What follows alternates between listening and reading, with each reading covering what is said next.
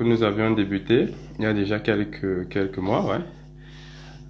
Aujourd'hui, nous allons recevoir Monsieur Jean-Paul Gustin, qui est sophrologue et qui travaille beaucoup avec les enfants.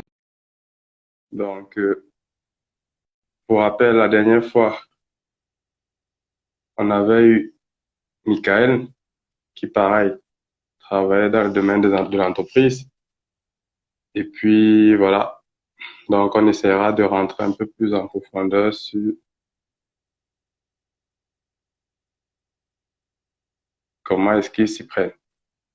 J'ai juste le temps d'inviter le participant.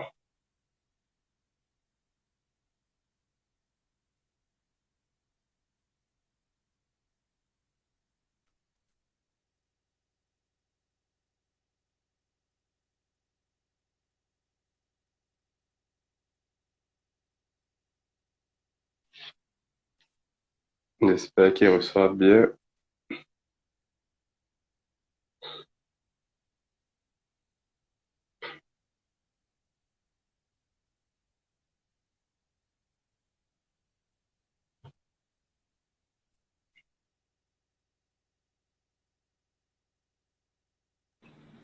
Bonjour Romain, Ah, bonjour Jean-Paul.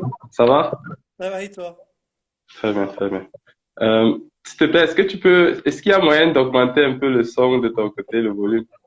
Oui, oui, bien sûr. Attends, Ah, ok, là c'est bon. J'invite Valentin.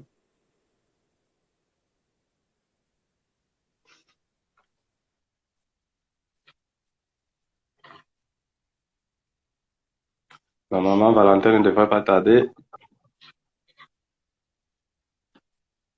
Ce sera un plaisir de le rencontrer. Que, Oui, hormis oui que. le message.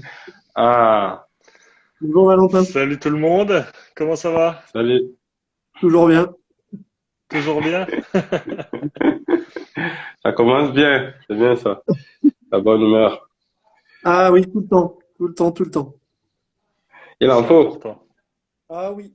Et c'est ce qui nous permet d'avancer, c'est notre carburant. Ah, heureusement que il y en a qui ont déjà intégré ça. Donc, on va essayer de la transmettre du coup à ceux qui nous suivent aujourd'hui. Ouais. Juste pour rappel, ces lives un peu, c'est dans la continuation d'une série vidéo qu'on a commencé. Globalement, voilà, le but c'est de conscientiser les sophrologues en tout cas les nouveaux sophrologues, avec l'expérience des anciens, et en même temps de parler un peu plus de la sophologie appliquée à Monsieur Tout le Monde qui ne connaît pas forcément en quoi est-ce que c'est pertinent. Donc, je propose qu'on fasse le traditionnel tour de table de présentation. Ok. Valentin. Allez, je commence. Donc, pour me présenter aussi à toi, JP, donc moi c'est Valentin, j'ai 26 ans.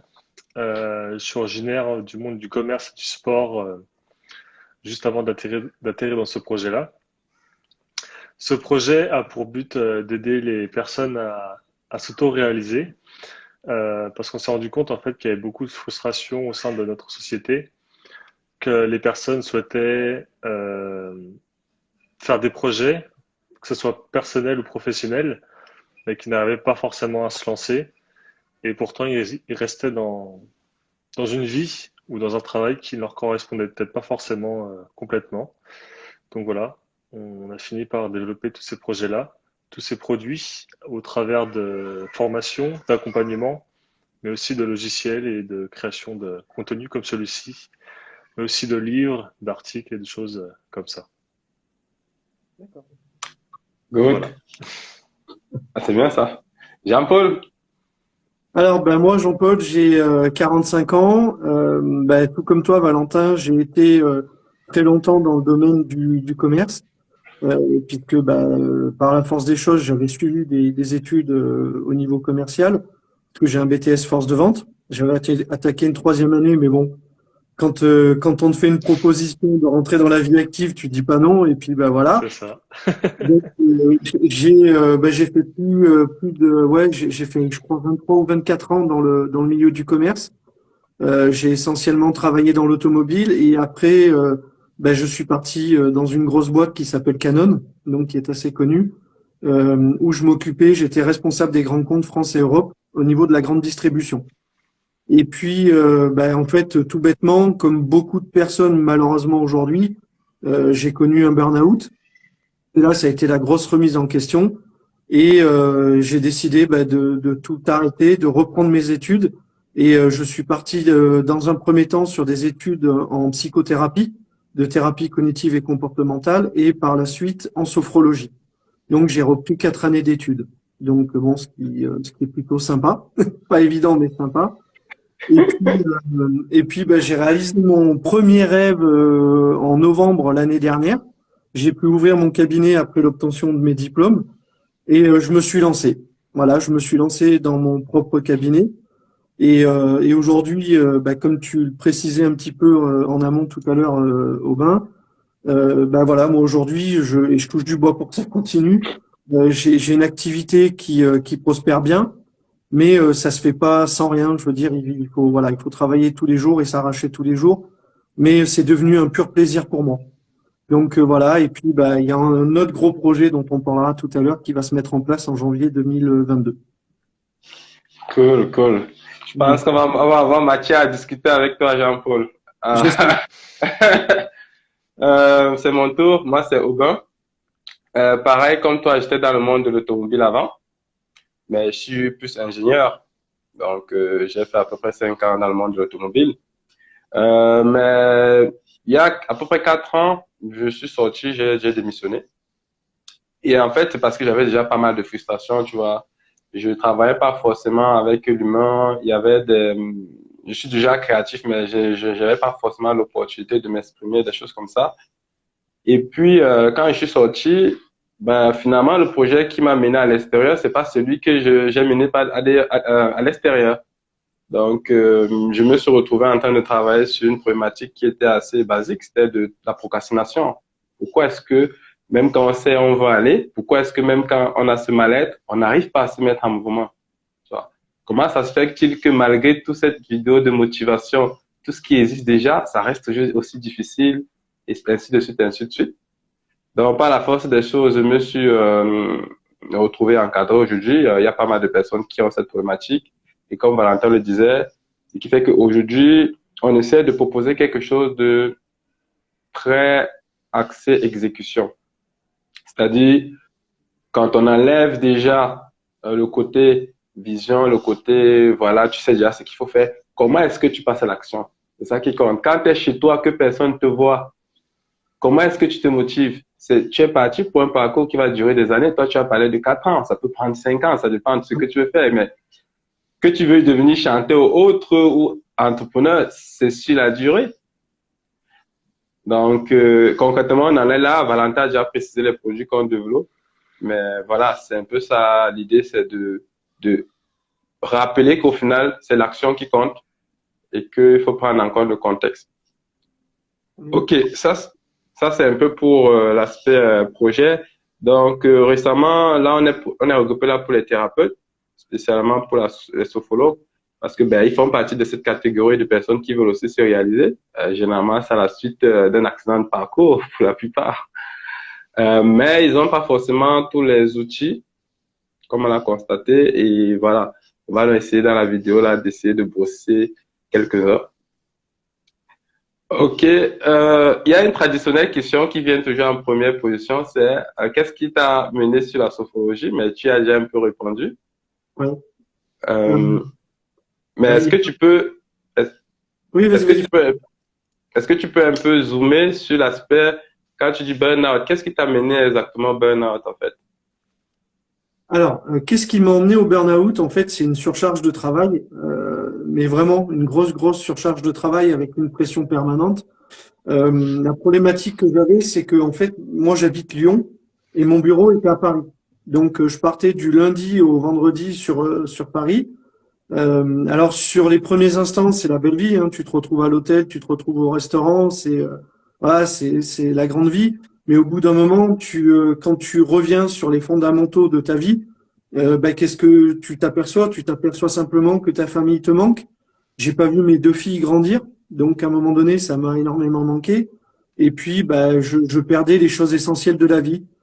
Donc, en fait, mis bout à bout, ben, le mental a pas suivi, ça a explosé. Les capacités physiques étaient là, sauf que j'ai malheureusement le mental, lui, a lâché en cours de route. Et là, j'ai complètement explosé. Tu te retrouves du jour au lendemain à plus savoir quitter ce que tu veux faire. Tu te trouves mauvais sans arrêt. Et là, bah, c'est forcément la grosse remise en question. Mais pour répondre pardon, à ta première question, je suis pas venu à la sophrologie et aux thérapies, j'allais dire, par rapport au burn-out. Ça a été, oui, l'élément déclencheur, j'allais dire, final, entre guillemets, mais mon parcours de vie a été assez chaotique, puisque bon, j'ai eu une enfance assez compliquée, donc ça a été très, très compliqué. Et puis, en fait, quand mon épouse m'a annoncé la première fois que j'allais être papa, j'ai eu très peur. J'ai eu très peur de reproduire les schémas que mes parents avaient, en tout cas, m'avaient transmis entre guillemets au départ. Et donc j'ai décidé de me faire suivre. Et j'ai commencé par un psychologue où moi, ça collait pas. Enfin, c'est pas ce qui me correspondait.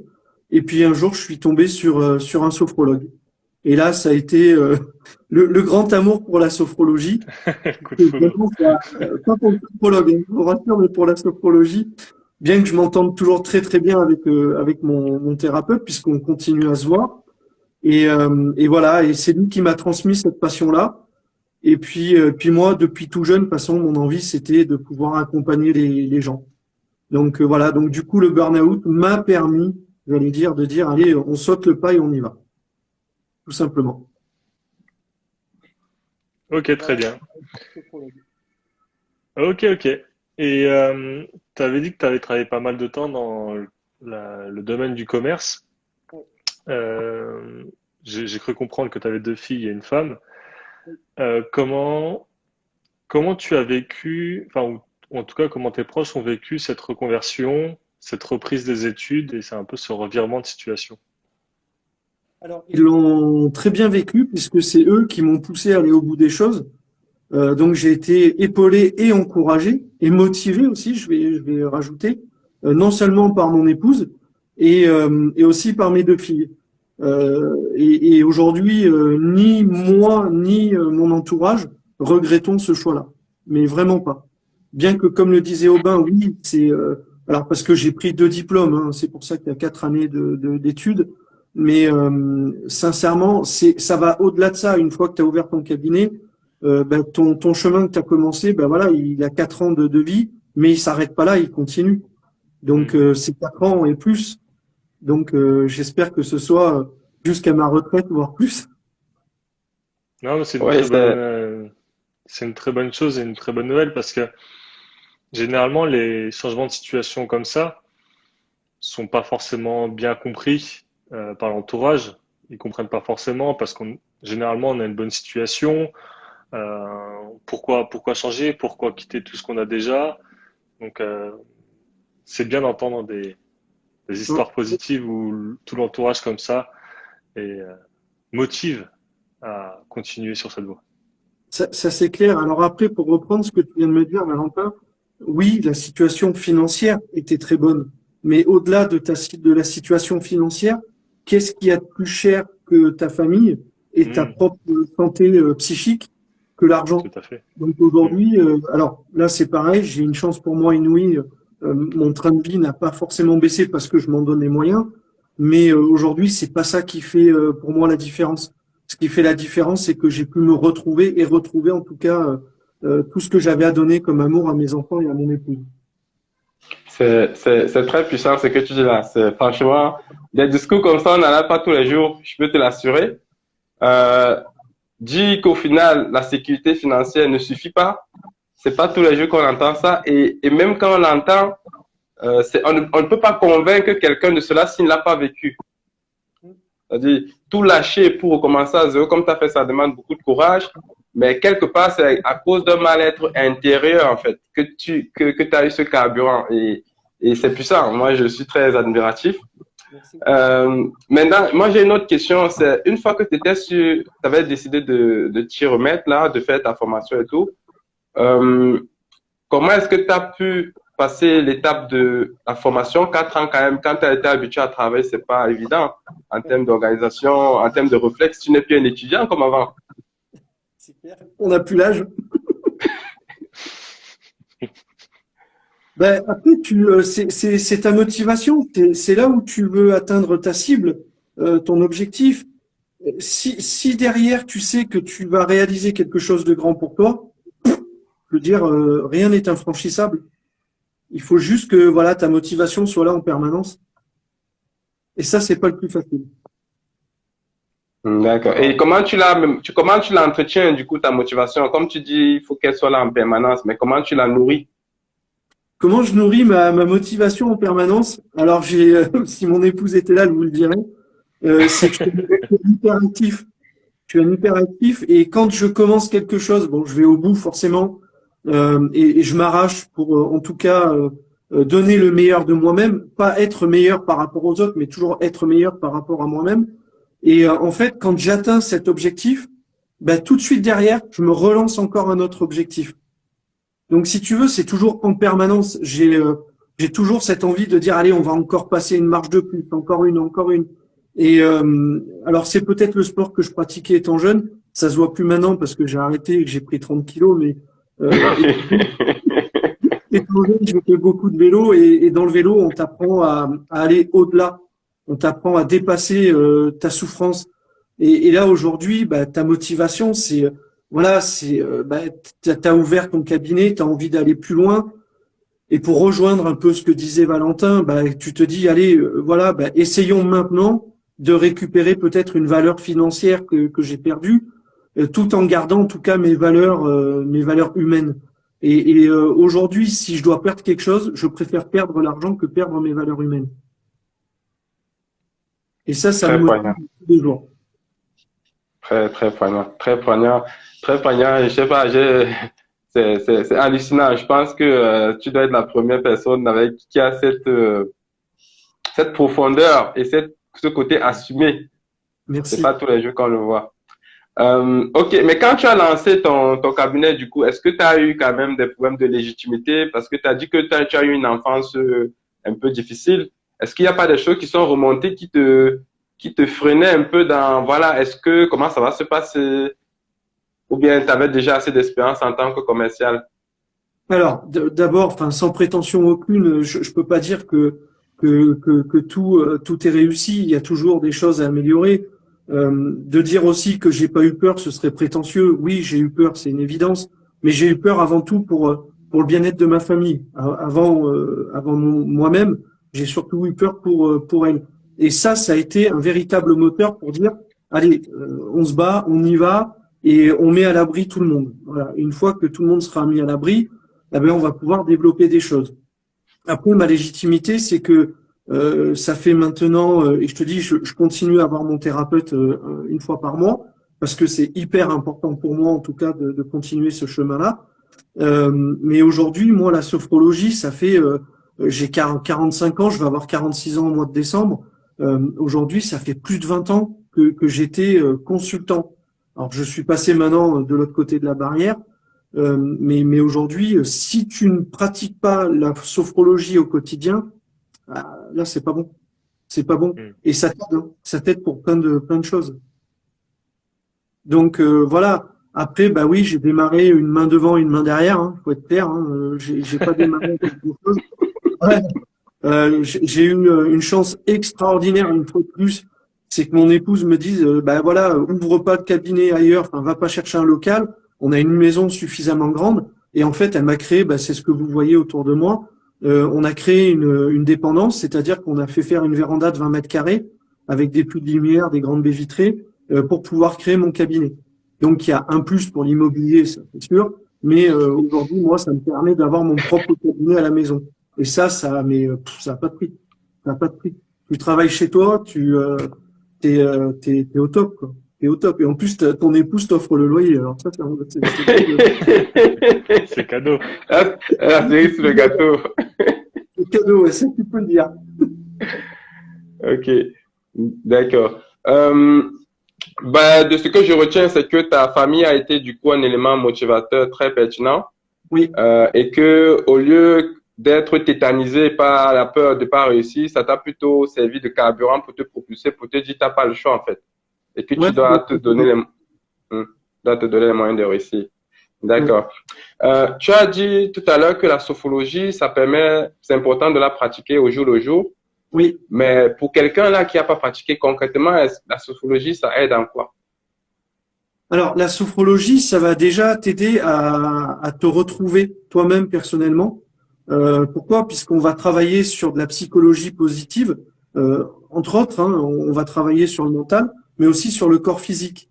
Donc, si tu veux, la sophrologie pour la personne qui démarre, c'est quelque chose qui va leur permettre, en tout cas, de se retrouver soi-même. Déjà, dans un premier temps, et de travailler sur des exercices de respiration, des choses comme ça. Et donc, ça aide beaucoup au quotidien. Ah, je te demande 2 petites secondes. Je suis désolé, c'est le direct, je suis navré. Ah ben non, c'est bon, il a posé le colis. Excuse-moi. C'est bon. Donc voilà, ça aide tous les jours. Ça aide à t'apaiser, ça aide à enlever les tensions que tu pourrais avoir au quotidien, soit par des problèmes personnels, soit par des problèmes professionnels, surtout avec la période qu'on rencontre en ce moment. Mais voilà, une fois que tu as bien saisi quel est le fond de la sophrologie, franchement, c'est un outil à utiliser tous les jours pour avoir en tout cas un mental vraiment reposé. Et comme tu l'as dit, ce qui est bien, c'est que tu peux l'utiliser toi-même, en fait. Si on peut faire une petite différence entre une thérapie, tu as parlé tout à l'heure d'une thérapie classique où ça n'avait pas forcément collé, et la sophrologie, c'est que la sophrologie, voilà, une fois que tu apprends, tu peux la réutiliser au jour le jour, quoi. Alors, je suis entièrement d'accord avec toi, Valentin, et c'est l'objectif de la sophrologie, c'est de rendre les gens autonomes. Donc, si tu veux, c'est ce qu'on va appeler, nous, une thérapie brève, qui va durer en moyenne 6 à 8 séances, en moyenne, hein, puisque des fois, tu as des cas un peu plus complexes. Et après, tout dépend des sophrologues. Moi, je sais que mon objectif est de partager avec les personnes qui viennent me consulter. Donc, si tu veux, après chaque séance, je leur envoie par mail les fiches des exercices qu'on a pratiqués en séance. Donc, ils ont un descriptif des exercices avec des petits bonhommes qui sont dessinés pour faire les mouvements, etc. Et le but du jeu, c'est que eux puissent derrière avoir ces outils pour eux derrière. Après, malheureusement, et ça, c'est un peu ce qui me gêne dans le milieu de la sophro, c'est que tu as beaucoup de sophros qui ne le font pas et qui ne partagent pas ça. Voilà, de peur de perdre les patients, etc. Et ce qui est un peu dommage. Au contraire, le but, c'est que les gens soient autonomes et que ce qu'on a fait, ça fonctionne tranquillement, quoi. Ça, c'est une véritable victoire pour nous. Ouais, c'est important ce que tu viens de dire, surtout sur le partage et les protocoles. On sait Oui, que des fois, c'est des choses secret, un petit peu gardé, quoi, qu'on veut pas forcément donner, comme tu as dit, en fait, par peur de perdre le client. Mais il faut garder en tête, je pense, que si tu fais du bon travail, que les clients sont contents, en fait, du résultat, c'est qu'ils vont aussi pouvoir recommander d'autres personnes, quoi, tout à fait. pour que tu puisses les voir en séance. Et c'est exactement ça, tu as entièrement raison. Aujourd'hui, si tu as réussi à emmener la personne dans ses objectifs, avec, j'allais dire, voilà, des séances brèves, donc comme je te disais, de 6 à 8 séances, elles, si elles sont satisfaites, la meilleure des récompenses que tu as derrière, c'est qu'elles t'envoient, elles aussi, du coup, d'autres personnes. Et si tu restes égoïste, excusez-moi du terme peut-être un peu fort, et que tu ne partages pas ça avec tes patients, je vois pas comment derrière tu peux t'ouvrir à d'autres personnes. Si tu gardes tout ça pour toi, il y a rien de secret dans la sophrologie, hein, faut être clair, hein. Aujourd'hui, je vais pas lui faire de la pub bien qu'elle le mérite, mais tu as un centre de formation qui s'appelle Catherine Ayota, qui est très décrié peut-être, mais qui est un très bon centre de formation. C'est pas là où j'ai suivi la mienne, mais aujourd'hui, Catherine a créé de nombreux bouquins sur la sophrologie en général et sur des typologies d'axes à travailler, sur le sport, l'entreprise, les acouphènes, enfin, tout un tas de choses. Et aujourd'hui, tu peux acheter ces livres-là pour toi à la Fnac ou sur Amazon. Donc moi, je trouve ça très très important de partager. Ça, c'est clair. Effectivement, je pense que c'est une problématique délicate qu'on a nous-mêmes vue sur le terrain. Disons qu'il y a plusieurs mouvements de sophrologie. Non, on pense que c'est pas ça l'important. Ce qui est important, c'est la sophrologie appliquée. Parce que monsieur tout le monde, ce qui l'intéresse, c'est de savoir en quoi est-ce que ça peut l'aider. Donc, Bien sûr. du moment où c'est articulé en quoi ça peut l'aider, que ce soit quelle école, quel mouvement, en tout cas, pour nous, c'est pas ça l'essentiel. Pour monsieur tout le monde, c'est voilà, est-ce qu'il a accès à l'information, est-ce que ça résout son problème? Maintenant, tu as dit en entrée que tu travailles pour les entreprises. Ouais. Et je sais que dans les entreprises, en règle générale, on a tendance à penser qu'il y a deux mondes, mais généralement, tu as un peu le monde de la RH, la vision du top management, qui veut la performance. Et après, tu as la vision du staff qui veut peut-être le bien-être. Comment est-ce que tu arrives à associer ça quand tu les démarches? Quand je fais mes démarches, alors d'abord oui, effectivement, tu vas taper aux portes de la DRH. Ça c'est le point clé en tout cas pour pouvoir rentrer dans les entreprises. Et après, il faut bien préparer ton discours et surtout ce que tu vas présenter. À l'heure d'aujourd'hui, et une aubaine ou pas, j'ai pas trop envie de dire que c'est une chance parce que j'aime pas trop la période qu'on connaît tous en ce moment en France. Hein, on va pas épiloguer là-dessus. Mais aujourd'hui, c'est une véritable chance pour nous thérapeutes, c'est que dans les entreprises, ça va très mal psychologiquement. Et aujourd'hui, les DRH et le top management ne sont pas, enfin la priorité n'est plus dans la performance entre guillemets. La priorité est réellement dans ce qu'ils appellent la QVT, la qualité de vie au travail, avec les risques psychosociaux, machin, etc. Donc aujourd'hui, ce qu'ils cherchent, c'est avant tout, et j'allais dire de manière cachée pour pouvoir améliorer la performance, mais ils cherchent avant tout le bien-être de leurs collaborateurs au travail. Et quand tu emmènes un programme bien ficelé, où tu expliques à la DRH que par le biais de la sophrologie, par le biais d'exercices qui vont être de la relaxation, parce qu'il faut emmener ça pour de la relaxation et de la détente nerveuse. Là, la DRH, il va mettre en tout cas tous les feux au vert pour que tu puisses venir chez eux pratiquer. Et je peux te donner d'exemples sans les citer, puisque pour certains, je suis obligé de ne pas les citer. Mais j'ai deux gros groupes avec qui je bosse, où aujourd'hui c'est 1 à 2 séances par semaine en visio, parce que pour l'instant on n'a pas trop le choix. Et aujourd'hui, les collaborateurs, on a diminué non seulement les arrêts de travail pour les risques psychosociaux, et enfin les collaborateurs prennent du plaisir, j'allais te dire, à venir travailler ou être en télétravail au boulot. Et aujourd'hui, les indicateurs sont au vert. Donc le but du jeu, c'est d'emmener dans ton discours à la DRH en disant que si tu améliores tous ces points-là, tu vas forcément trouver la performance. De manière cachée, tu vas retrouver la performance. Donc, c'est pour ça que je te dis de manière cachée. L'idée, c'est de leur dire, on va détendre tout le monde pour être plus performant. Oui, effectivement. C'est ce que je trouve pertinent dedans, c'est justement les indicateurs, tu vois. Le fait d'être capable d'articuler en disant qu'au final, ça va te permettre peut-être de résoudre le nombre de personnes, le nombre d'arrêts maladie que tu as, c'est un indicateur, c'est du concret, c'est quelque chose qui parle à quelqu'un, même s'il ne connaît pas la sophro. Tout à fait. Donc, quand tu es capable de rattacher la sophro appliquée avec des exercices concrets que les gens peuvent expérimenter rapidement ou bien simplement, au final, et que tu mets le lien avec les indicateurs, ou en tout cas quelque chose de concret, c'est là où justement la sophro prend toute sa force. Carrément. Je suis tout à fait d'accord avec ce que tu dis. Parce que nous, ce qu'on a observé un peu, c'est que plusieurs fois, on demande toujours comment est-ce que vous présentez la sophro aux gens, et plusieurs sophrologues commencent par une définition générale, tu vois, qui est assez, qui touche à tout et qui donne le message, qui adresse en tout cas que la sophro peut adresser plusieurs problématiques. Ça, on le comprend, mais la personne, en fait, quand elle en ressort, elle se demande tout, mais concrètement, en quoi moi, ça peut m'aider? C'est là où je te dis qu'il faut vraiment cibler, enfin, quand tu as trouvé ta cible de potentiels clients, là, il faut que tu cibles ton discours. Tu peux pas avoir, si tu veux, un discours sur la sophrologie de manière générale, comme tu viens de le décrire. En entreprise, non, il faut que tu mettes l'axe sur ce que la DRH attend. Et à partir du moment où tu as mis le doigt sur le bon axe, ah ben là, c'est bon, ça t'ouvre les portes pour pouvoir travailler. Mais si tu parles, alors si tu veux qu'on parle de la sophrologie de manière générale, on va passer des heures et des heures, mais au bout d'un moment, tu vas me dire, t'es gentil, tu m'as donné mal au crâne, je vais prendre un Doliprane. Donc, non, mais c'est profond, c'est super profond. Mais va droit au but. Alors, je suis désolé pour vous qui êtes parisiens, les gars, hein, je fais pas de pub pour Marseille, mais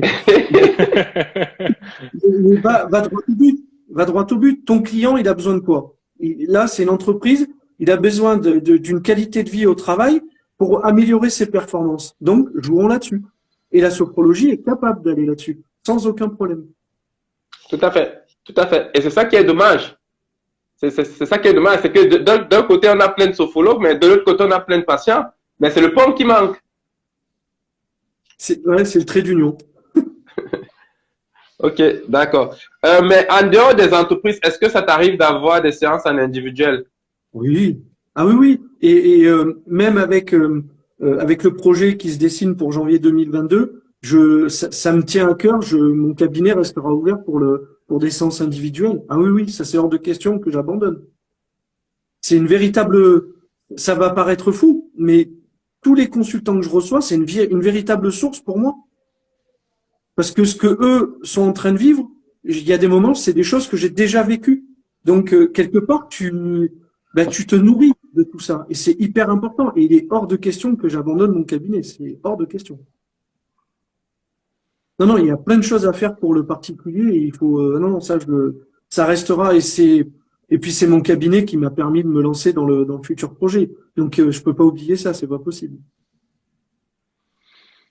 Donc, si je résume bien ce qui vient d'être dit, c'est important quand tu vas démarcher les entreprises d'avoir le même discours, le même dialogue, si je peux dire, pour qu'ils puissent y voir un intérêt et pas forcément parler que de sophrologie et, comme tu dis, avoir un mal de crâne juste derrière.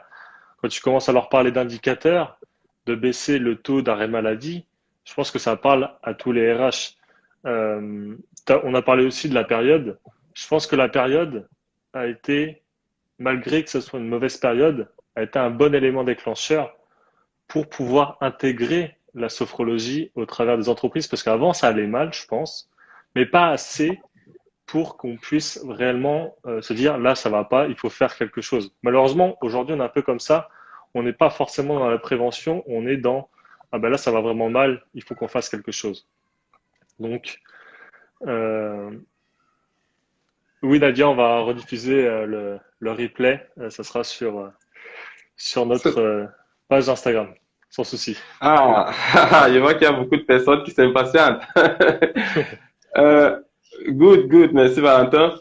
Quand tu reçois les personnes en particulier, du coup, qu'est-ce que toi, tu leur dis? Parce que par rapport aux entreprises, tu as une approche, mais par rapport aux particuliers, qu'est-ce que tu leur dis du point de vue de la sophro appliquée? Alors, déjà, moi, j'ai une façon de fonctionner qui est assez atypique.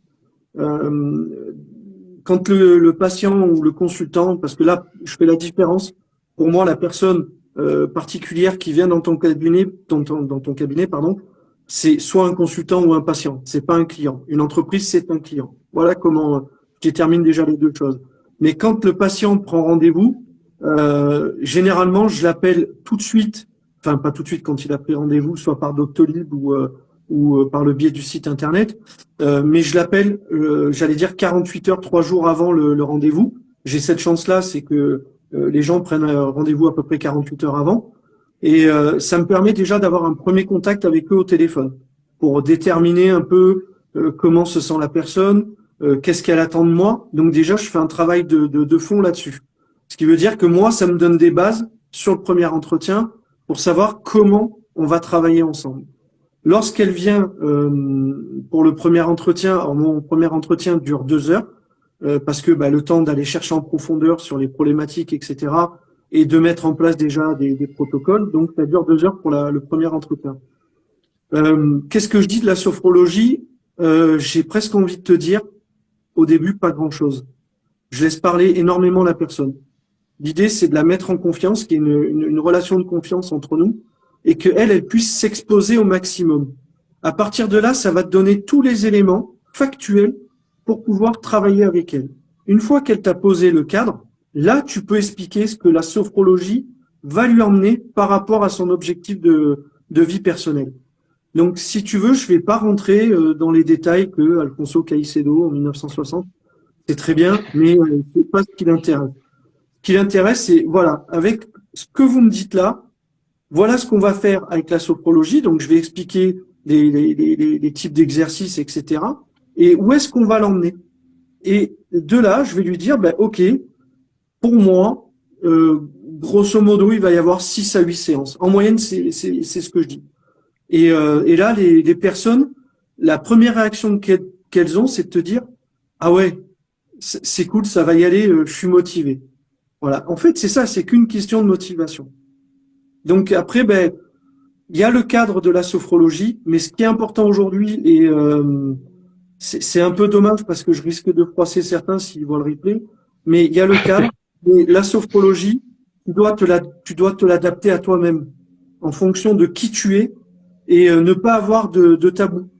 Ça, c'est super important. Il faut que tu sois toi-même dans ton discours. Et ça, les gens l'apprécient énormément. Ils le ressentent. De toute façon, ils le ressentent énormément. C'est un discours que, heureusement, à ce point-là, pas mal de personnes sont d'accord. On a eu Romain Leclerc qui a dit la même chose et pas mal d'autres personnes, c'est qu'il y a autant de sophrologues finalement qu'il y a de sophrologie. Donc, ta personnalité fait partir de toi en tant que thérapeute. Bien sûr. Donc, c'est pas une fois que tu deviens thérapeute, tu deviens un peu robot, tu dois plus avoir les émotions. Non, c'est distillé. Il y a une forme d'intégration de qui tu es dans le thérapeute que tu es et ça, la personne en face, ben, elle le ressent aussi. C'est ça, exactement. Ok.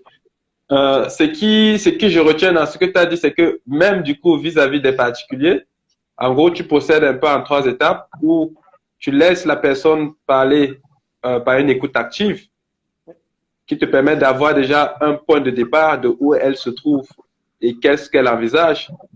Ensuite, tu essaies de faire un pont pour lui donner la vision entre où elle est et où elle veut aller. Et c'est là où les exercices de sophro que tu proposes rentrent en jeu parce que tu arrives à articuler en quoi ça va lui permettre d'arriver à sa vision et tu lui donnes un ordre de grandeur du nombre de séances.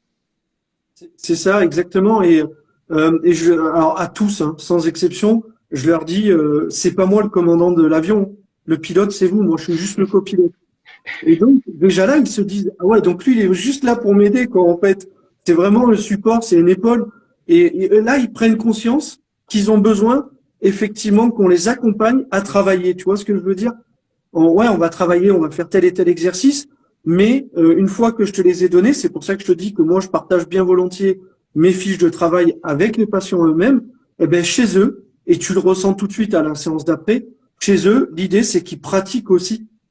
Et s'ils ne pratiquent pas, tu le vois tout de suite. C'est pour ça que je leur dis, c'est pas moi.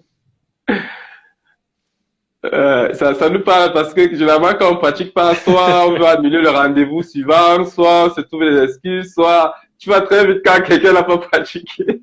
C'est clair. D'accord. Good. Ça c'est bien ça. Je sais pas, Valentin, tu voulais faire un petit commentaire? Non, je pense que ça a été très bien résumé. Moi, j'avais plus une question un peu pour faire un retour dans le passé, ou en tout cas à tes débuts. Jean-Paul, c'est comment ça a été au départ? Quelles sont les difficultés que tu as pu rencontrer? Parce que j'ai pu comprendre que tu avais commencé avec ce petit cabinet. C'est, voilà, comment tu as fait au départ pour un sophrologue qui aimerait se lancer au jour d'aujourd'hui? Ça, c'est très personnel comme question. Ah, parce que d'une personne à l'autre, c'est complètement différent. On n'a pas tous j'allais dire, pas les mêmes motivations, mais comment expliquer? On n'a pas tous le même caractère. Voilà, pour être très Hmm. clair.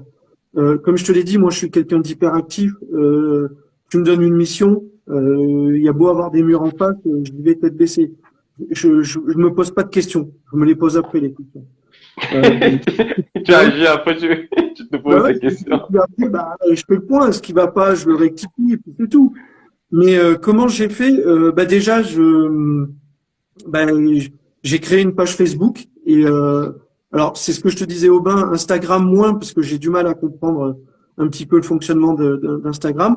J'ai créé une page Facebook spécifique sur les thérapies de la sophro et des TCC.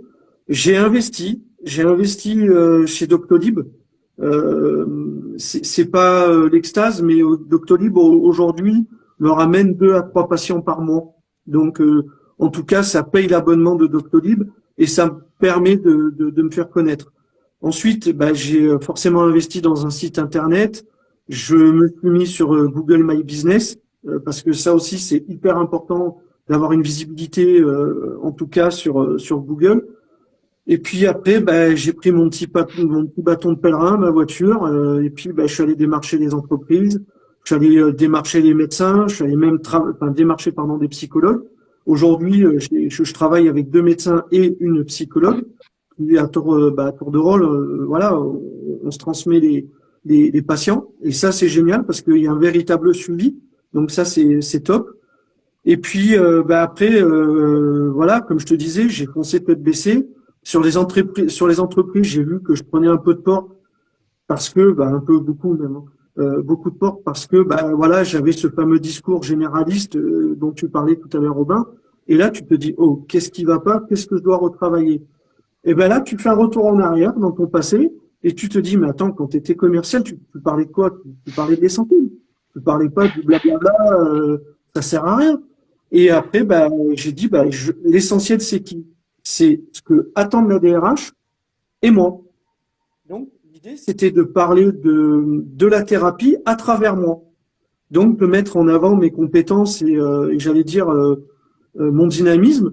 Et de là, bah, ça a changé du tout au tout. Voilà. Alors, je continue à prendre des portes, hein, mais c'est pas grave, parce qu'il y en a qui sont pas très ouverts à tout ça. Mais aujourd'hui, ça m'a ouvert des portes sur des gros groupes et je suis hyper content de ça, puisque grâce à eux, maintenant, voilà, je développe un autre projet qui va démarrer en 2022. Et là, c'est autre chose, puisque quand ils sont contents de toi, derrière, ils veulent aller plus loin. Donc, on travaille d'autres axes de travail sur la QVT. Et c'est eux qui m'ont dit, bah voilà, Jean-Paul, on aimerait travailler ça, mais on aimerait que ce soit vous qui passiez les formations. Donc je dis, bah ok, laissez-moi le temps d'écrire tout ça. Et puis bah voilà, hein, tu prends des livres, tu prends tout, tu prends des expériences de tout le monde et t'écris des ateliers de formation que les entreprises veulent. Tu leur fais valider, puisque là aussi c'est eux les pilotes, hein, faut pas l'oublier. Tu fais valider à la DRH et là c'est parti. Hein. Pour rien me cacher, moi j'ai 2 contrats d'1 an avec 2 grosses entreprises. Ça c'est magnifique, c'est magnifique. Ça tombe bien. Est-ce que tu pourrais nous en parler un peu plus de ce projet de 2022? Est-ce que ça se résume à ces 2 contrats? Non, pas du tout. Alors comme je t'ai dit avant tout, je vais garder mon cabinet, mais ce cabinet va être intégré dans l'entreprise qui voit le jour donc au 1er janvier 2022, puisqu'on a on a tout ficelé avec l'expert comptable, la banque et la CCI. Et ben tout simplement, comme je te disais, puisque j'ai de plus en plus de demandes, ben du coup on ouvre aussi un centre de formation pour les entreprises et le particulier. Donc pour t'expliquer les choses, on a créé tout un référentiel de formation sur les risques psychosociaux et la qualité de vie au travail qu'on a fait valider par la DRITS et par la CCI. Donc ça, c'est déjà énorme. Ça veut dire que même l'inspection du travail est avec moi sur ce projet. Donc ça, c'est top. Et donc, ben, c'est simplement qu'on va répondre maintenant, comme je te l'ai dit, c'est 2 gros groupes et qui veulent étendre justement aux entreprises de leur groupe tout ce cursus de formation. Sauf que pour faire ça, j'ai été obligé de basculer en entreprise. Pourquoi? Puisque j'ai été obligé de demander l'agrément de formation. Voilà. C'est bien ça. Qui m'oblige, c'est pas une obligation, bien au contraire, je suis content de le faire. Mais c'est ce qui m'a poussé du coup à basculer en entreprise. Ça, c'est magnifique. C'est magnifique. Quand tu as commencé à parler de projet, je me doutais bien que ça devait être quelque chose de très grand. C'est aussi quelque chose qui est rare, en fait, de voir les gens qui pensent grand. Là, tu es en train de réussir à élargir le champ de la sophro et du coup, ça marche, ça aide beaucoup de gens et du coup, ça s'entretient tout seul, en fait. C'est ça. Ça devient quelque chose de banal, en fait. Ça devient une banalité, dans le sens où, du coup, les gens ils se posent plus la question à se dire, enfin, ceux qui, en tout cas, me côtoient aujourd'hui, à se dire, mais qu'est-ce que c'est que la sophrologie? Parce que la sophrologie, quand t'en parles, t'en as qui vont te dire que c'est une secte ou des choses comme ça, ce qui n'est pas du tout le cas. Ouais, mais malheureusement, t'as encore des gens qui sont très arriérés là-dessus. Faut pas oublier que ça a été créé par un psychiatre, hein, quand même, donc c'est pas rien. Et aujourd'hui, en fait, tu rends la sophrologie, et on en revient à ce qu'on disait tout à l'heure, à un outil que tu dois utiliser tous les jours, au quotidien. Tiens, je suis en stress, je vais rentrer en réunion, qu'est-ce que je peux faire? Ben, juste avec un exercice de 30 secondes, 45 secondes, tu peux relâcher cette pression et rentrer tranquillement en réunion. Voilà. Et en fait, c'est là où c'est important que nous, sophrologues, on puisse partager notre savoir. C'est hyper important. Et comme tu le disais, Valentin, par la force des choses, ça va nous ramener d'autres personnes. Voilà, parce que les gens ne se sentiront pas capables non plus d'expliquer à leurs collègues, il faut faire ci, il faut faire là, parce qu'ils pensent qu'ils le font pas bien. Ce n'est pas le cas, chacun le fait comme il le sent. Mais aujourd'hui, ouais, voilà, c'est le bouche à oreille va faire que ça va te ramener pas mal de monde en tout cas. Et c'est ce qui se passe pour le cabinet au niveau du particulier. Ouais, c'est un cercle vertueux de toute façon. Si tu fais du bon travail, ça se sait. Si ton travail est mauvais, ça se sait aussi. Donc, à partir du moment où tu fais du bon travail, il n'y a pas à avoir peur de perdre les clients, tu en auras d'autres. Par contre, on est passé très rapidement sur un point quand tu as parlé un petit peu de tes débuts, c'est que tu as parlé de prospection, tu as parlé de proactivité et connaissant ton passé en fait de commercial, j'aimerais attirer peut-être un peu l'attention là-dessus parce que c'est un point assez bloquant chez les nouveaux sophrologues qui ne sont pas issus de la vente. C'est à quel point, comment tu pourrais le dire, enfin, en tout cas pour moi, c'est très important de savoir prospecter, de savoir démarcher. Donc quand tu es issu de la vente, c'est facile, mais pour quelqu'un qui ne l'est pas, comment tu pourrais lui expliquer à quel point il doit le faire pour pouvoir développer son activité? Alors, déjà, il va y avoir deux points. Le premier point, c'est que, et on en a parlé avec Aubin en off quand il m'a appelé, ce que je ne comprends pas aujourd'hui, c'est pourquoi les écoles de formation de sophrologie, et ça fait partie du projet normalement, notamment sur la formation, je t'expliquerai après, pourquoi les écoles de sophrologie ne forment pas les futurs sophrologues qui une professionnalisation du business, parce qu'à un moment donné, on va pas faire la langue de bois, ça reste un business quand même. Et aujourd'hui, on te dit, bah ça y est, tu connais les protocoles, tu connais le cadre, tout va bien, tu as eu des bonnes notes, youpi, t'es sophrologue. Non. C'est pas que ça. Tu ouvres une entreprise, tu deviens entrepreneur. Donc, il faut qu'on t'explique et qu'on te forme, comme tu le dis si bien, Valentin, sur des gens qui ne sont pas forcément issus de la profession du commerce. Et on a beaucoup dans notre sophrologie. On va te former et on va te guider à comment tu dois les prospecter. Comment tu dois faire, mais avec tes propres mots après à toi. Voilà, il y a une base pour le commerce, mais après, approprie-toi tes mots, détends-toi et vas-y. Oui, tu vas prendre des portes. Faut pas te décourager, c'est pas un problème, mais tu verras qu'un jour, tu vas adapter ton discours et là, tu vas pouvoir rentrer une fois, deux fois, trois fois. Et le jour où tu décroches un vrai contrat, là, t'es le plus heureux du monde. Mais le point essentiel, c'est que quand les sophrologues ou même autres thérapies sont formés, on ne les forme pas à la professionnalisation. Et ça, c'est dommage.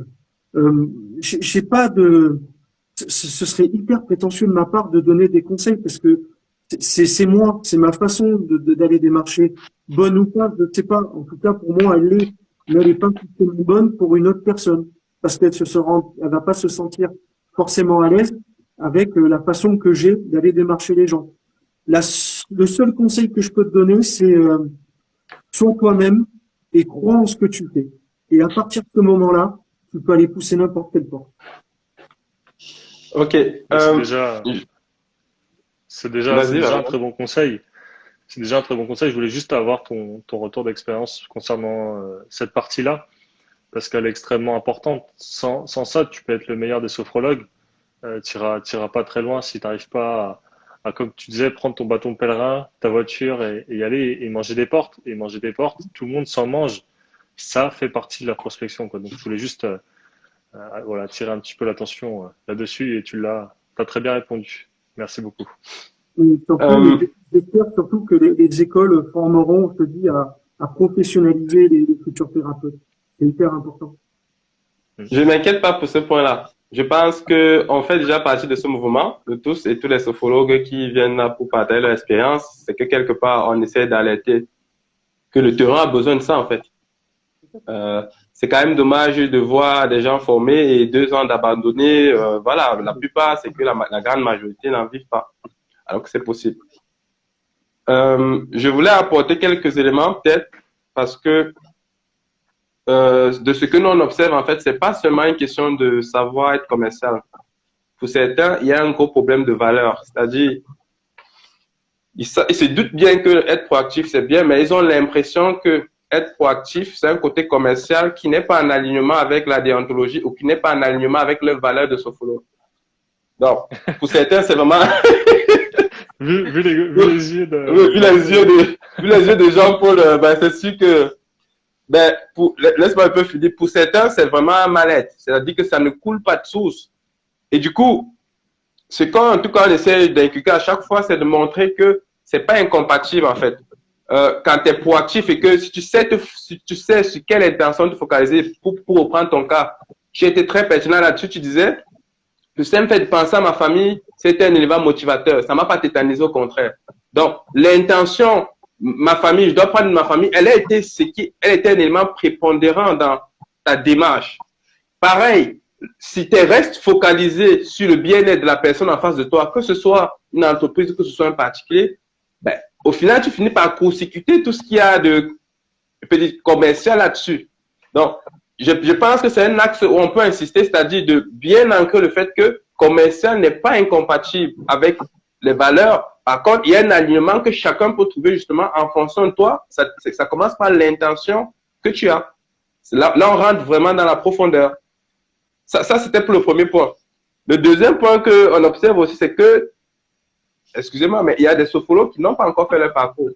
C'est-à-dire, ils n'ont pas encore suffisamment travaillé sur eux et du coup, ils ont encore plein de blessures émotionnelles.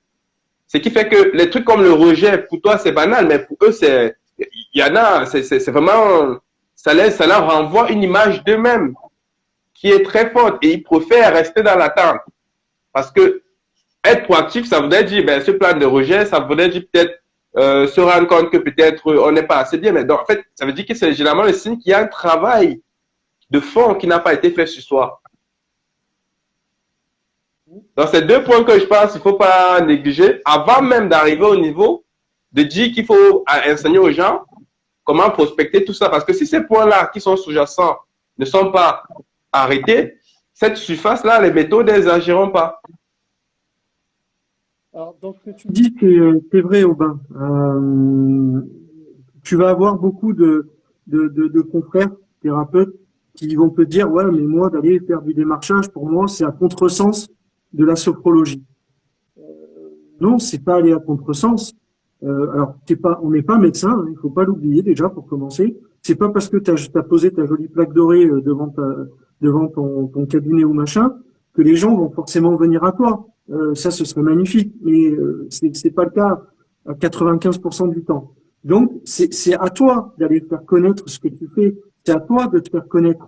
Alors, moi, j'ai pris, mais là, ce n'est que moi, et ça n'appartient qu'à moi, ce que je vais dire là.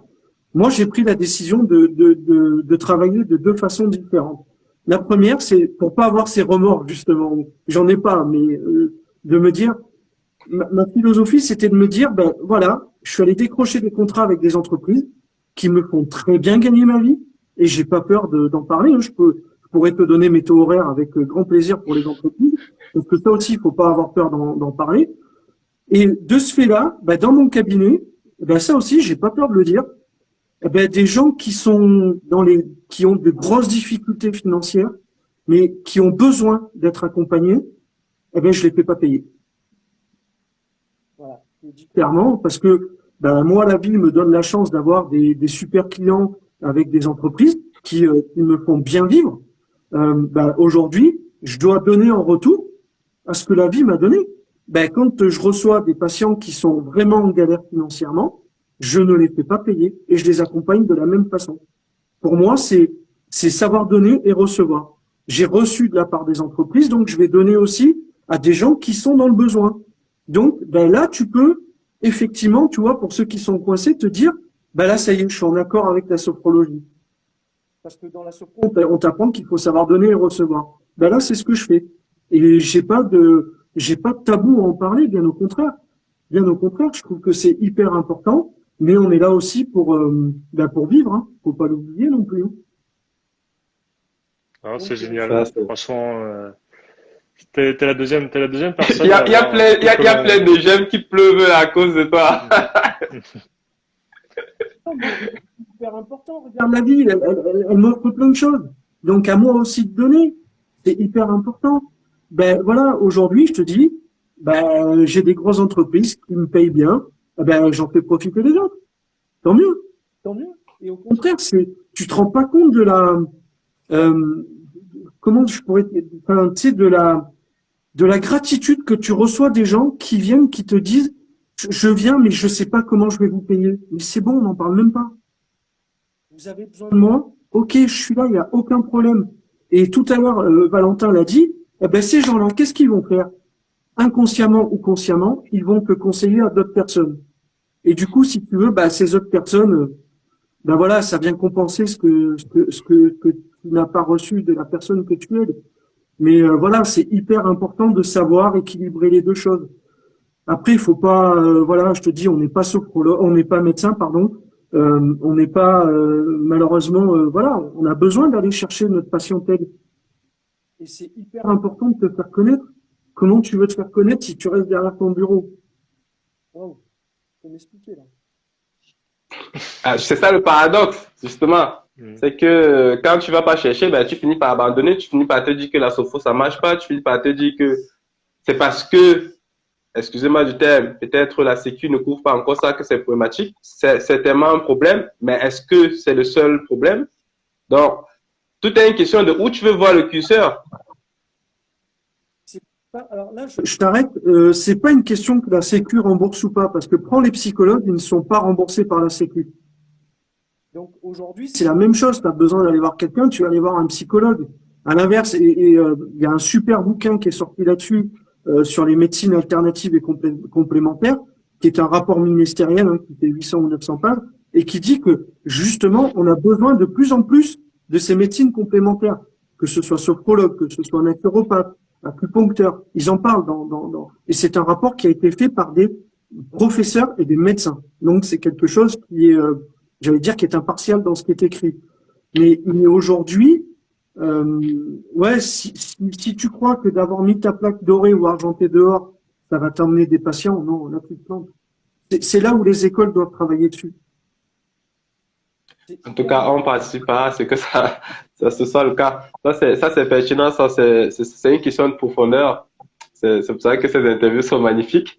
Là, on sort toujours des questions qui peuvent fâcher, mais qui ont le mérite d'alerter sur les problèmes de fond.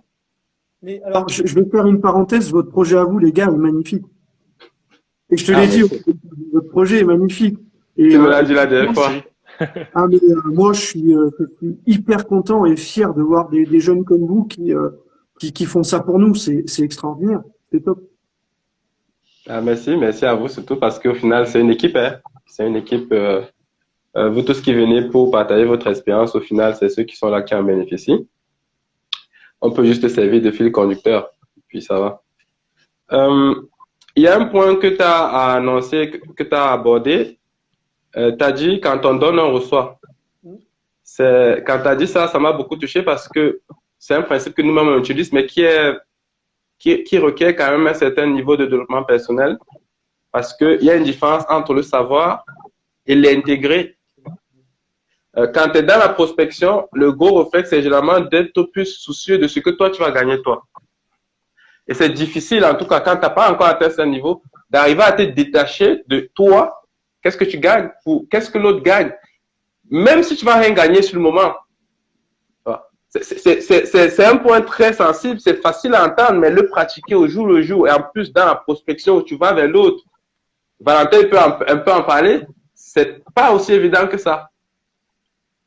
Non, Donc, c'est pas facile, tu as raison, Aubin, mais justement pour casser cette fameuse anxiété que tu peux avoir en tant que sophrologue de dire c'est pas dans la lignée des sophrologues d'aller démarcher ce qu'il faut, mais bon, c'est pas grave, on va pas revenir dessus. c'est comme tu dis toi, c'est avant de penser à ce que toi tu vas prendre comme récompense, c'est avant toute chose, qu'est-ce que je vais leur ramener? Qu'est-ce qui va être bénéfique pour eux dans ce que moi je peux leur donner? Déjà, rien que quand tu réussis à rendre les gens, j'allais dire, mieux et heureux, mais là, déjà, rien que là, tu as reçu, ça n'a pas de valeur. Ça vaut toutes les valeurs du fait qu'on t'a donné ou du virement qu'on t'a fait. Mais déjà, rien que quand la personne sort de chez toi ou que tu sors d'une entreprise et que tu vois les gens avec une banane comme ça et qui te disent, ouais, je reprends la pêche et là, je suis go. Et là, tu dis, c'est bon, quoi, comme tu dis. Il y a des moments, j'ai presque envie de dire, c'est bon, je me paye pas. Ça y est, là, je viens d'être payé, c'est bon. Rien que ça, il y a des moments, je te promets, au niveau personnel, c'est énorme. C'est énorme. C'est bien, c'est bien, c'est bien. Magnifico, magnifico. Good. Bon, je propose qu'on rentre du coup dans la troisième partie. Avec tout ce que tu nous as dit là, s'il fallait synthétiser, même si voilà, ça dépend que de ton expérience, qu'est-ce que tu recommanderais au nouveau Jean-Paul qui débuterait son parcours de sophrologue? De pas être comme Jean-Paul.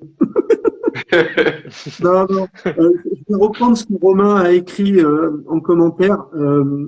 C'est lâchez prise avec toutes vos peurs, avec toutes vos anxiétés. Allez-y, ne vous posez pas de questions. Faites ce que vous ressentez au fond de vous-même. Comment vous voulez le faire. Chaque sophrologue est différent. Chaque sophrologue amène sa patte dans sa thérapie, mais qu'ils le vivent comme ils le sentent eux, sans se mettre de barrière. Au pire des cas, t'as pris une porte, deux portes, c'est pas grave. On se remet en question, on réécrit peut-être notre discours et on y retourne. Mais soyez vous-même, soyez naturel. Franchement, soyez naturel. Gardez le cadre de la sophrologie, oui, mais vivez votre sophrologie comme vous l'entendez. Ça, c'est super important. C'est super important. Et puis, n'ayez pas peur, voilà, de prendre votre bâton de pèlerin, d'y aller. Et si j'ai un gros conseil à donner de ce que j'ai compris, vous allez mettre en place, si c'est pas déjà fait, des formations justement pour nous accompagner dans le business. Ouais, venez voir des mecs comme comme Aubin et Valentin, parce que d'abord ça a du peps, ça nous aide, et puis on se sent aidé. Là, nous aussi, on se sent accompagné. Voilà, donner, recevoir de nouveau. Donc soyez vous-même, soyez naturel et n'ayez pas peur. Enlevez vos peurs. Faites des séances de sophrologie pour enlever vos peurs. Ça c'est bien ça, c'est bien ça. Juste pour info, comme c'est bien, comme tu es un peu embrayé dessus, bien entendu, nous aussi on a une vision derrière. C'est vrai qu'on débute, mais quelque part, de façon générale, la sophrologie et toutes les médecines alternatives, si on peut dire ça comme ça, participent à la santé mentale.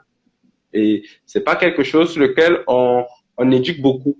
On ne conscientise pas beaucoup là-dessus. Donc, la sophrologie, ce n'est pas seulement bon pour le travail, c'est bon pour toi en général, la santé mentale. Ça se pratique chez soi. Donc, ce n'est qu'une partie d'un gros mouvement qui a pour but d'accompagner chaque personne dans son parcours de réalisation de soi. Donc, c'est un outil comme d'autres outils qui en aura. Donc, effectivement, merci pour le message, mais on aura aussi besoin d'un sophrologue dans le parcours. Comme je disais en début, c'est un travail d'équipe. Le but, c'est que finalement, chacun arrive. Le but, c'est que chaque personne arrive à se retrouver. C'est cool. Et tu sais quoi, le fait de parler, on en parlera en off. Je suis en train de me poser la question si je vais pas vous intégrer dans les formations que je suis en train de faire. On sait jamais, hein. On sait jamais, hein. Oui, moi je trouve votre discours et je trouve votre truc excellent. Enfin, votre projet, il est génial. Et on a besoin de vous. On a besoin de vous. On a besoin d'avoir des paroles comme ça pour dire, oh, vous êtes sophrologue, mais vous êtes entrepreneur aussi. Faut pas l'oublier. Et on a besoin de vos paroles. C'est voilà, chacun a sa place et chacun, j'allais dire, son domaine de prédilection. Et vous, de la façon dont vous le faites, je trouve ça génial. Franchement, c'est top, les gars. Merci beaucoup. Merci beaucoup. Ça fait beaucoup de compliments, mais merci beaucoup. On n'est jamais un excès. Ouais. On n'est pas un excès. Bon, sur ce, moi, ce que j'ai retenu, donc, c'est que, voilà, quelque part, il faut oser, en tout cas, c'est important d'oser s'affirmer. Romain parle souvent d'affirmation de soi. Hmm. D'oser s'autoriser à faire des erreurs, de se prendre des portes, de corriger sa copie et de revenir sur le terrain. Mais au final, le mot, c'est se retrouver soi-même, de faire les choses comme on le sent. Même si on ne sait pas comment ça va se goupiller par la suite, de lâcher plus un peu sur le résultat, de s'intéresser d'abord à l'autre et à soi-même. Et puis, le reste se mettra sur place, quoi, dans le processus. Tu sais, il y a ce qu'on appelle, nous, la loi de l'attraction, hein. Plus tu demandes du positif, plus tu as du positif, hein. Mm. Ah, non, mais c'est vrai, blague à part, c'est pas une connerie. Franchement, c'est réel. Plus tu fais avec de la good vibes, et plus tu verras, ça, tout n'est pas facile, c'est vrai, ok, mais ça avance plus facilement. Franchement, Euh, c'est ça qui est bien avec la Sopho, c'est que ça a des connexions avec la spiritualité. hmm, Et c'est vrai que tous les sophos ne sont pas forcément spirituels, mais on reviendra dessus. Peu importe l'angle que chacun prend. On a d'ailleurs un bon ami qui est un spécialiste de la loi de l'attraction. D'ailleurs, peut-être on pourra discuter avec lui plus tard, mais globalement, c'est de dire, peu importe ce à quoi vous croyez, à partir du moment où vous êtes sophologue, c'est important d'être vous-même, d'aller chercher en vous cette confiance pour mener à bien votre projet, d'être vous-même. C'est-à-dire, c'est pas, vous ne l'êtes pas parce que vous voulez faire plaisir à quelqu'un, mais déjà vous-même de vous retrouver parce qu'au final, généralement, les années font qu'on s'oublie, on se perd sur les parcours. Et quand on se retrouve, ben, on a le choix. Ben, le choix, il est peut-être difficile, mais on a quand même le choix. oui, c'est clair. Mais c'est comme quand tu étais tout bébé, tu as appris à marcher. Est-ce que tu as marché tout de suite? Non, je crois que tu as dû tomber 2, 3 fois avant. Ou peut-être plus, 10, 15 fois, je sais pas, tu t'es relevé, tu as marché. Bah là, c'est la même chose. De prendre une porte, 10 portes, c'est pas un échec. D'abord, l'échec, c'est d'abandonner. Donc, si tu as pris une porte, c'est pas un échec. C'est juste que ça t'apprend quelque chose sur toi. C'est pour ça que je te dis, lâchez prise et faites-vous plaisir. Vivez avec le plaisir surtout. Ça, c'est super important. Ah, Romain nous dit quoi? Pouvoir spirituel veut dire qui a de l'esprit et finalement la loi de l'attraction, c'est un état d'esprit. Ah, il a le talent pour résumer les choses simplement. Ça, c'est bien ça. Ça me fait penser, on n'a pas insisté dessus. Pour les sophrologues, je pense que quelque chose qui pourrait aider, comme un autre outil dans la boîte, c'est l'état d'esprit justement. Ce que les Américains appellent mindset. C'est-à-dire, on ne se rend pas compte, mais il y a beaucoup de choses que toi-même tu dis, peut-être nous on dit, mais c'est parce qu'on a aussi fait notre parcours quelque part. Que ce soit dans les bouquins, dans les formations, il y a un parcours et ça ne se fait pas du jour au lendemain. Tu vois? Donc, travailler déjà à son mindset, ça aide beaucoup, surtout quand on est un peu dans cette thématique-là, qui ne sont pas de grand public. On avait discuté une fois avec une numérologue. Elle nous disait, par exemple, qu'elle prenait 2 heures chaque lundi pour travailler sur son état d'esprit. Et ça l'aidait parce que quand elle parlait, ben, c'est vrai que certaines personnes sont, on va dire, vont trouver que la numérologie, c'est quelque chose de sceptique. Peu importe, ils vont avoir le préjugé dessus. C'est pas ça la question. Mais elle, ça l'aidait à pouvoir en parler en restant elle-même, en ayant confiance. C'est ça. Nous-mêmes, on était blasés. Moi, mon mindset, je le travaille tous les jours, une demi-heure. En fait, si tu veux, de 13h30 à 14h, alors là, j'ai un peu changé les horaires aujourd'hui, mais en fait, je m'octroie une demi-heure pour moi, à m'isoler et à retravailler tout ce que j'ai à travailler sur moi-même. Voilà. Tiens, ça a été bon, ok, mais je peux encore l'améliorer, je peux faire un peu mieux. Bon, là, ok, je sais que j'ai pas été bon. Pourquoi j'ai pas été bon? Qu'est-ce que je fais maintenant pour être meilleur là-dedans? C'est ce que je te disais tout à l'heure. Me comparer aux autres, j'en ai rien à faire et ça m'intéresse pas. Ce qui m'intéresse, c'est de me comparer à moi-même. C'est d'être meilleur chaque jour, dans tous les sens du terme. Ok. Et Ben, nickel. ça, tu vois, je suis désolé, hein, je te prends beaucoup de paroles, mais ça aussi, c'est quelque chose qui serait super important dans les écoles, c'est qu'on mette des parrains à chaque élève qui vient être formé, mais qui les accompagne après une fois que le diplôme est obtenu, d'avoir un parrain qui te dit, bah écoute, voilà, moi je vais t'accompagner, machin, nana. Et là, tu te sentirais peut-être encore moins seul. Et quand ça irait pas, tu vois, tu pourrais dire, allez, viens, hop, viens au cabinet, on fait une séance ensemble, etc., etc. Et je pense que ça aiderait beaucoup. Romain est d'accord. Tout à fait. Ok, ça c'est bien ça. Je pense que ça nécessite toute une stratégie, c'est-à-dire que quand il y a une problématique comme ça et qu'il y a plein de points qui sont remontés, ça nécessite de s'asseoir, de bien penser à la vision déjà, globalement, de dire que bon, quand on est un sophrologue aujourd'hui, qu'on le veuille ou pas, on est déjà entrepreneur. Et en tant qu'entrepreneur, il y a des outils dont on a besoin. Avoir un parent, d'autres l'appelleraient mentor, c'est important. Savoir être prospecter, c'est important. Voilà. Et plein d'autres choses, travailler sur son état d'esprit. Donc, ça nécessite quand même une stratégie pour aider les gens à s'intégrer, à intégrer tout ça, parce que les gens, quelque part, ils ont une vie. Et cette vie prend déjà du temps. Donc, la difficulté, c'est pas de savoir qu'il faut le faire. On revient à ce qu'on disait à l'introduction. La difficulté, c'est de pouvoir l'intégrer dans une vie de tous les jours, où point par point, on évolue. C'est clair. Après, Parce que généralement, les gens commencent et après lâchent. Le temps, ça se construit, et je vous conseille un super livre que je suis en train de lire, qui est celui-là, qui est le livre de Fabio Ah oui, Lica, qui s'appelle Votre temps est infini. Et là, je tu l'ai apprends plein de choses. déjà lu celui-là, ouais. Il est très bien. Il est excellent. Très bonne Bible pour le temps. Ouais. C'est bien. Good. Bon, moi, j'ai plus de points à aborder. En tout cas, je pense qu'on discutera beaucoup avec Jean-Paul en off. Je sais J'espère pas si bien. Valentin. Non, moi j'ai pas de Valentin. questions. On a beaucoup parlé, on a dit beaucoup de choses. Je pense que cette vidéo va aider beaucoup de personnes.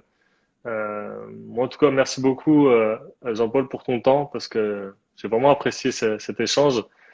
Comme tu l'as dit, je pense on sera amené à rediscuter et à se revoir avec un grand plaisir. Et puis voilà, j'ai plus qu'à vous souhaiter une très bonne journée.